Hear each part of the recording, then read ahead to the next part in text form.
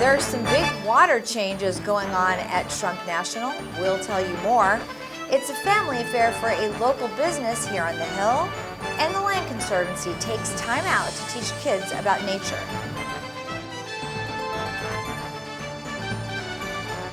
A top priority here in the city and around the state is dealing with the drought. This month, Cal Water customers received water budgets to comply with new restrictions to reduce by up to 36%. Liz Brown-Swanson joins us from Cal Water now. Hi, Maria. I'm at California Water's Customer Center in Torrance, where I stopped by to find out how they are helping Peninsula customers navigate their way through their new water budgets and giving out some great conservation tips. Palos Verdes has a requirement from the state board to reduce water use by 36% compared to their usage in 2013. So that's a significant reduction. And so we needed to find a way to implement that in the best way possible. And we've really tried to take a customer first approach in doing that. And there's a couple different components to it. The first is our water use restrictions. So those are things like washing down on hard pavement and those no runoff from your sprinklers. Those are the typical type of restrictions. The second component are water budgets. So we've developed individualized water budgets for each of our customers based on their usage in the same month in 2013. Everyone's getting their water budgets. They're looking at it. Now they have to say, how do I manage my water use? Take advantage of our programs. It's these programs anywhere from rebates on high-efficiency toilets, high-efficiency clothes washers. We have free high-efficiency sprinkler nozzles available to customers to help them reduce their use. It's a fantastic program. It's our residential water use efficiency evaluation program, where a conservation expert from WaterWise will come to your home and look at your water use and tell you where you might be able to have room for improvement and reduce your use indoors and outdoors. We have an appeals process in place for customers, and we have a specific category for appeals for customers with large animals. So if they appeal, if they have horses are the typical animal that would qualify for that type of appeal, we would look at providing additional water for their water budget to do that. You would qualify for an appeal in which we pulled your water bill up. We saw that you actually used very little water, comparatively speaking, and so we started looking at the amount of water you used in 2014, and one of the grounds for an appeal is low water use in 2014. And if a customer used at most half of the annual district monthly average, then you could get a reduced reduction requirement of 50% of the reduction requirement. We saw the average use in our Palos Verdes system, if you average out all of the months in 2014, was 25 CCF. So the maximum amount to qualify for this appeal is 13 CCF, and we found that you were actually using, on average, in 2014, 13 CCF. I have to say this job definitely pays off, because coming here and doing this story, I did find out that I do qualify to appeal my water budget. So I'm going to go home now and do what I need to do online, and you should check it out too. And the best way to do that is to go on the website at calwater.com. Back to you, Maria, in the studio. The Terranea Resort recently celebrated World Oceans Day. Liz Brown-Swanson joins us from the resort with the story. Hi, Maria. Here at the Terranea Resort on World Oceans Day, Terranea continues in its outreach to educate the community on how they can take care of the ocean and the earth. We're excited to be a part of this. As everybody probably knows, we have a lot of ocean front here at Terranea, probably around a mile, and so the ocean is an important part of who we are and what we do here.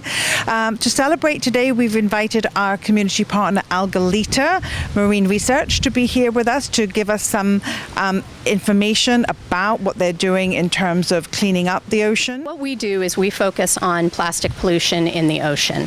We've been around since 1997. Our founder is Captain Charles Moore, who is known for really bringing attention to the Great Pacific Garbage Patch in the North Pacific Gyre. In that gyre, what it is it's currents, and so a lot of the trash ends up in this area because it gets pulled into these currents. So what we do is we take these samples and look at the amount of plastic to plankton to get an idea of just how much pollution is out there in the middle of the ocean. And so what we've done is we've studied this since 1999, and then we look at the comparison to our last voyage, which was last summer, and we're seeing a much higher level, a number of plastic to plankton than we ever saw before. Not only do we affect marine life with the pollution that we put into the ocean, but it comes back at us. It comes back at us in the fish we eat. It comes back at us in the way we're changing the temperature of the water. There are just so many issues related to pollution in the ocean that affect all of us that live on this planet, every species. Our primary goal here is to help get people, immersed in our local culture of, going out, having fun in the water, hiking the trails, educating them on the local native habitat. We do a lot of stuff that we call fun with purpose. So we get people out in kayaks and we do some kelp bed cleanups or kelp forest cleanups. It's a great way to get out there, have some fun, educate the public, and see some beautiful sights out there as well. It is World Oceans Day. Why do you think this day is important? Well, so everyone could know, and help clean up the oceans so people can enjoy them and the animals are healthier and not dying. I know you said you live in Santa Monica. Talk about what you see when you look at the ocean. We've seen efforts with the recirculation plants and Santa Monica Bay slowly improving, although you could still actually see the daily wash up on the beach of plastic. Can you tell us about the waters off here in terms of the quality and how clean it is? Well, I think here you actually see a better quality. They have their kelp forests that have really come back. When Terranea first took over this resort, the kelp forests had been depleting, which was actually the initial issue of our founder when he started this organization. He was very concerned about the kelp forests. They've really built back up. That's a good sign, but we do still find trash. The motto of the organization, Algalita, is finding inspiring solutions to plastic pollution. And of course, Terranea continues to inspire all of us to do all we can to keep our oceans safe and clean. Back to you, Maria, in the studio. And Terranea guests are getting a real taste of the ocean. The resort's executive chef is harvesting sea salt in a new conservatory that opened in the spring.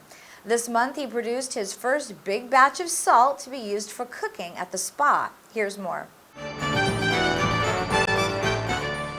We harvest about close to 40 pounds of salt for our first harvest, and it works well. What we did, if you remember, when you came for the ribbon cutting, we filled the first pond with about 11 inches of water.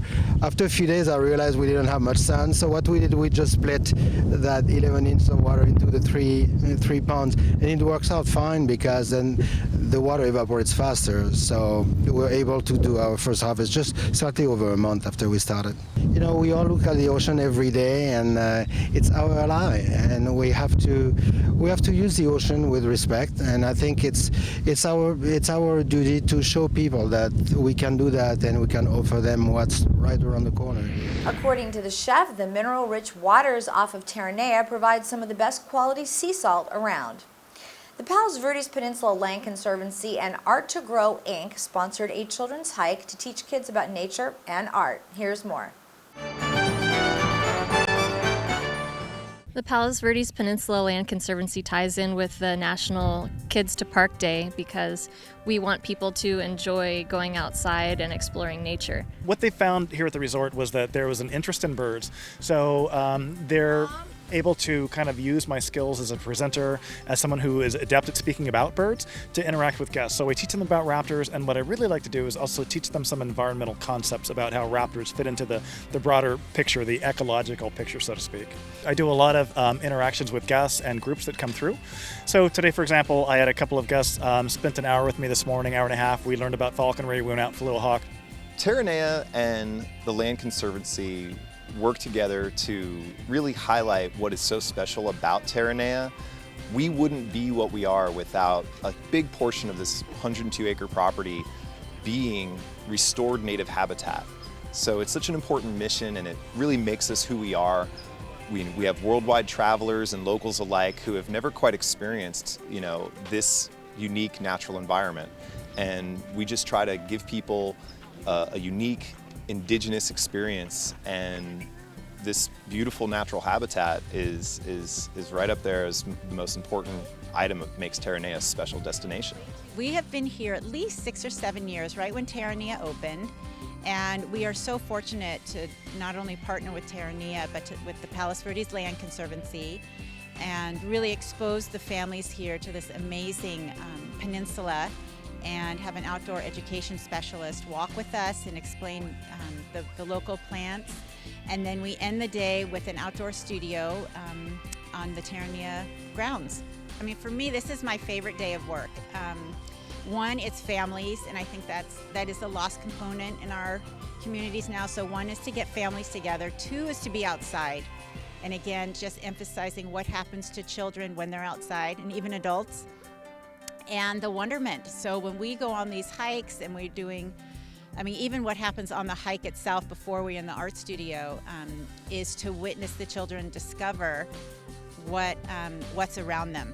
So we have stories of, you know, look at this, and I can't believe this. And then we always see whales and dolphins and birds. It's really amazing.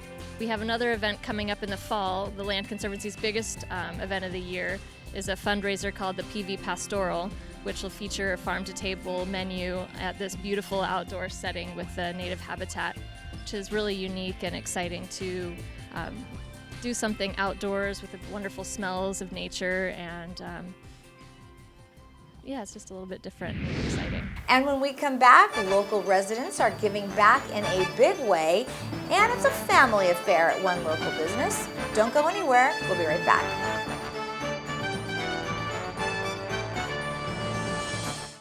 Cinderella found the pet that fits her perfectly. Tiana gave her pet the royal treatment. Belle found beauty when no one else did. And you can too. Share your heart. Share your love. Bring home your forever friend. Make a shelter pet part of your world. Happily Ever After begins at theshelterpetproject.org.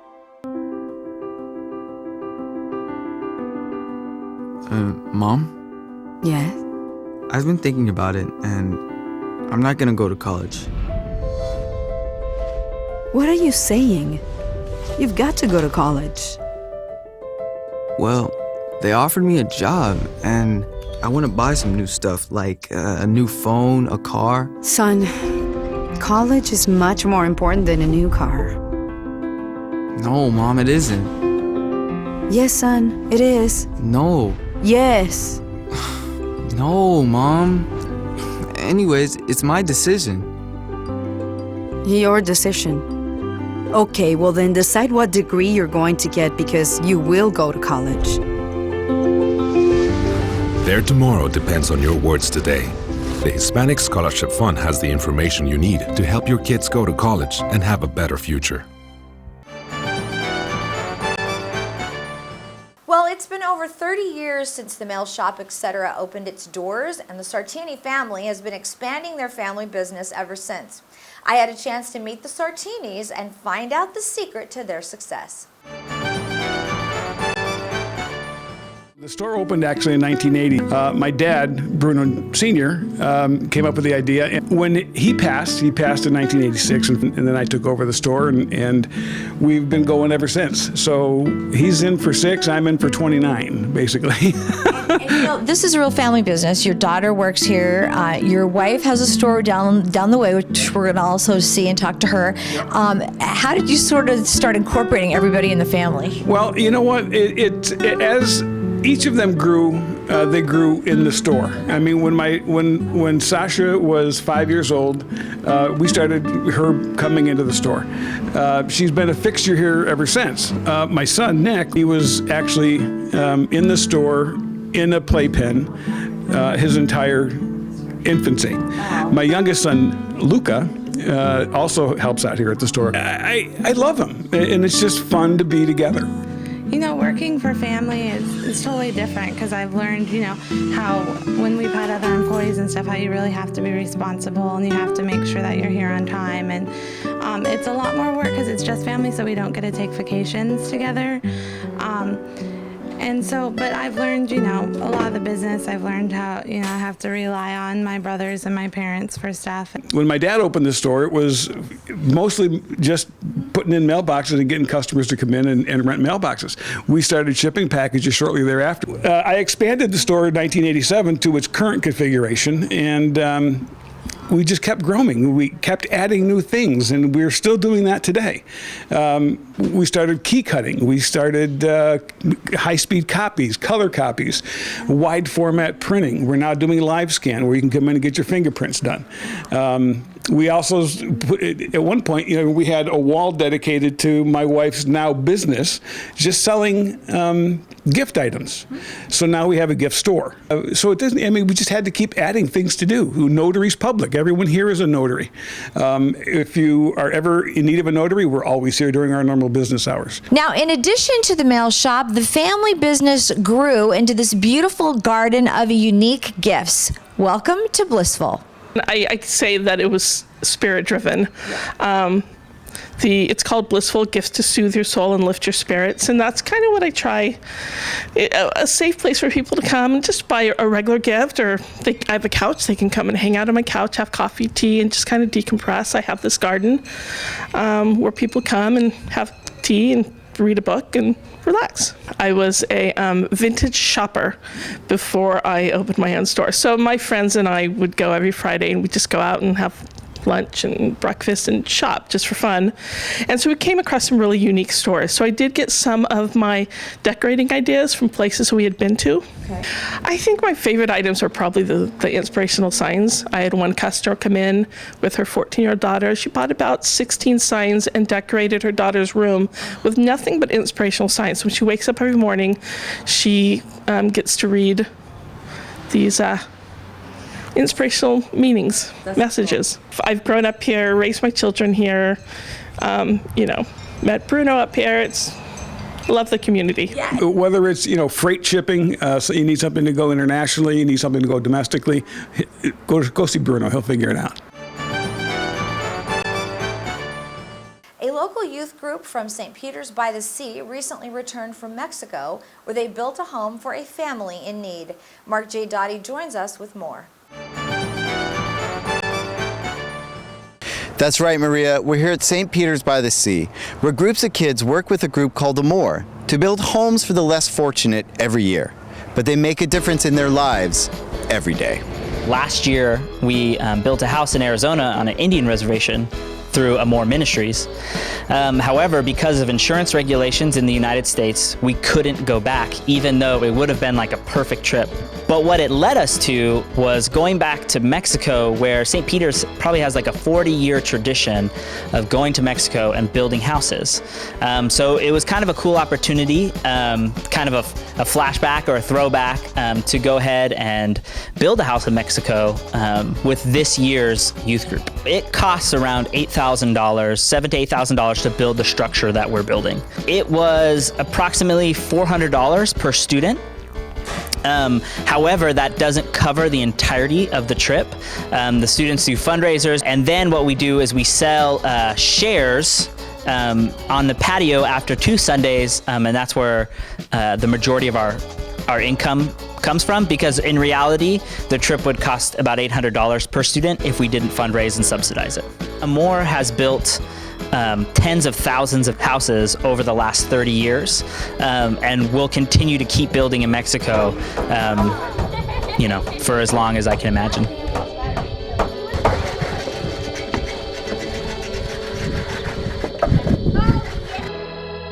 Yeah, so we build the house in 4 days, and it takes as little as 10 people, as many as 20, depending on the experience level of each builder or worker. This year, we were blessed to have just a ton of people want to come down and be a part of this. My first missionary trip ever.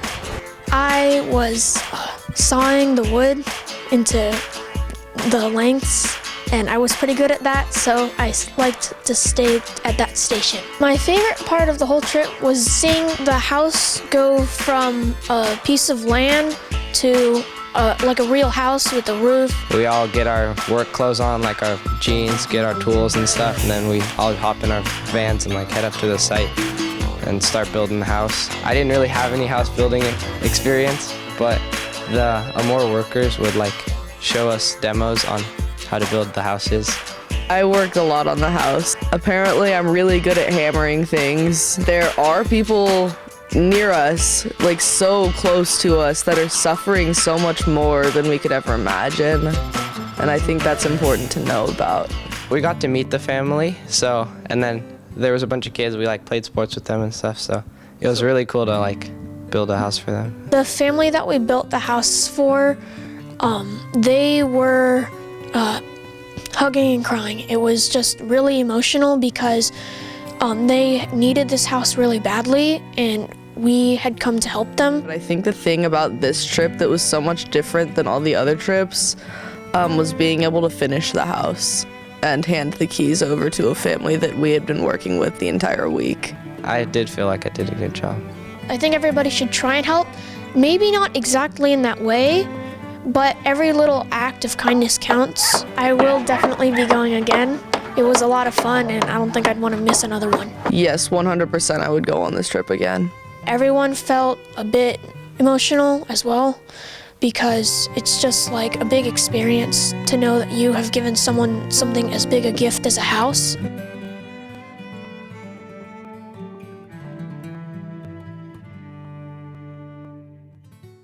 And finally, the 4th of July has come and gone, but not before we did a little celebrating.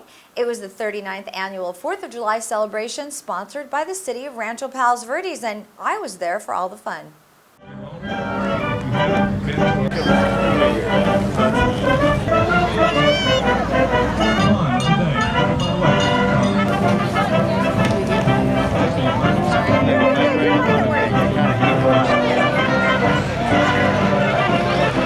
We want to remind the people that 4th of July is very important, Declaration of Independence from Great Britain. But also, it's good to have community events where people come together, enjoy each other, and also there's booths here. They can find out about the services the city have, and the sheriffs, and all the other services we have in the city. And it's just a wonderful time for people to get together and have a great time. Rancho Palos Verdes really is a tight-knit community, and that's what makes it special. Why is it so important for a city to do something like this, to put an event on?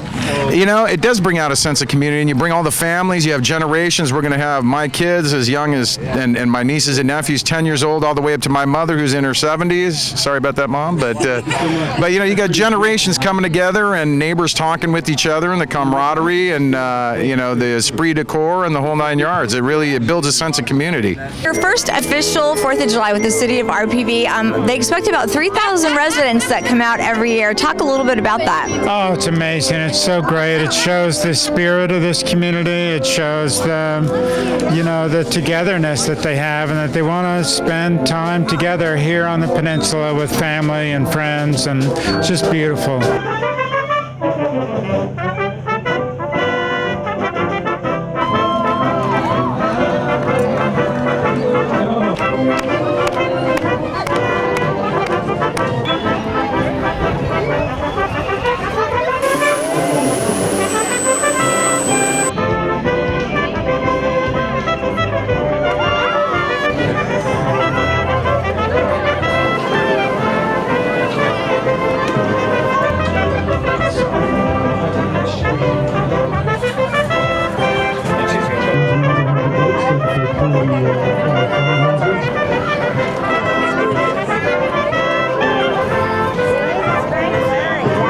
What is your favorite 4th of July food?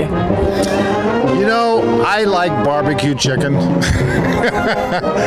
That's just kind of one of my favorite things, you know. And the outdoor barbecue concept I love too. There's something about, I love being in nature. I think I'll have a nice cheeseburger today, and nothing like a, you know, barbecue cheeseburger and maybe a hot dog. I remember asking my grandfather when I was about 7 or 8 what his favorite pie was, because both of us loved all sorts of pies, and he said whole pie. So I'd say any sort of pie is one of my favorites, sort of 4th of July, summer kind of, and a scoop of vanilla ice cream on top, that makes it even better. All right, now one of the best things about the 4th of July, as we've heard everybody say, is what you like to eat, and for me it's all about the kettle corn. Enjoy, happy 4th.